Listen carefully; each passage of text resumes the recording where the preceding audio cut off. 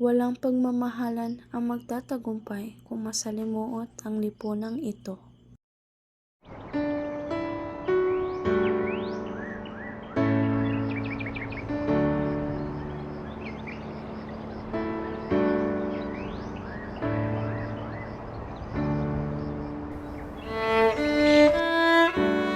Ako si Maria Clara, tinaguri ang Motya ng San Diego at simbolo ng isang dalagang Pilipina. Madalas din akong tawagin sa ngalang Clarita. At ako ang babaeng tanging iniibig ni Crisostomo Ibarra. Si Ibarra na may malasakit sa bayan at walang ibang hangad kundi ang isang kabutihan.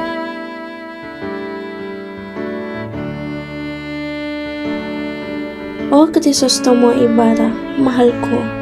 Labis ang aking tuwa nang malaman kong hindi ka na ekskomunikado.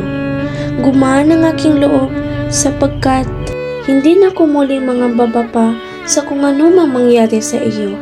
Ang aking akala'y muli na akong sasaya sapagkat tayong dalawa'y muli na magsasama. Ngunit ano ito?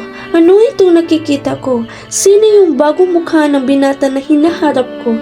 Si Alfonso Linares Espadaña? Ano? Ano itong narinig kong ipapakasal ako sa kanya? Hindi maaaring ipakasal ako sa taong hindi ko naman gusto. Lalo na dito sa pamangkin ni Don Tiburcio, wala akong balak magpakasal sa kahit na sino man. Ikaw at ikaw lang ang tanging mamahalin at pakakasalan ko, Crisostomo. Gumulo at unti-unti nang nagunaw ang aking mundo.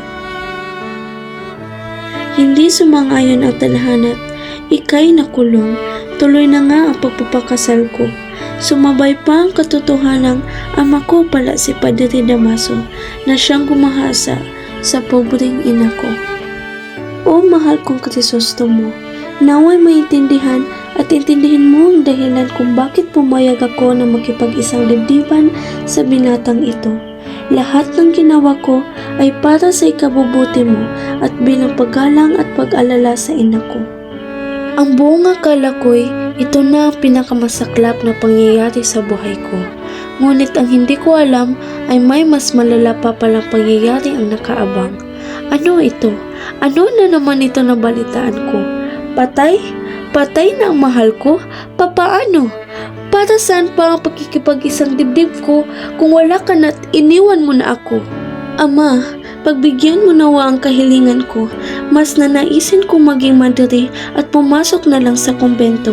Pahintulutan mo ako dahil kung hindi ang mabuhay sa kalungkutan at magpakamatay na lamang ang pipiliin ko. Crisostomo, ako'y patawarin mo kung naging mahina man ako at sumuko. Patawad dahil wala na akong nagawa upang pigilan ang nangyari sa iyo. Mahal kong Crisostomo, lagi kitang aalahanin at ipagdadasal.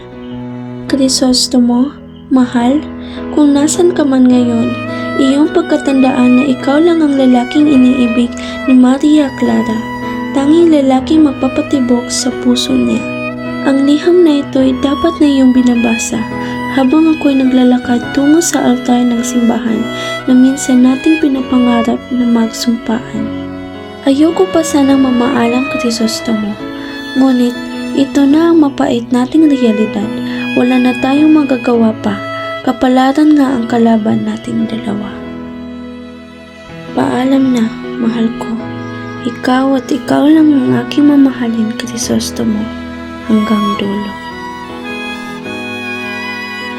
Walang pagmamahal ang magtatagumpay kung masalimuot ang lipunang ito.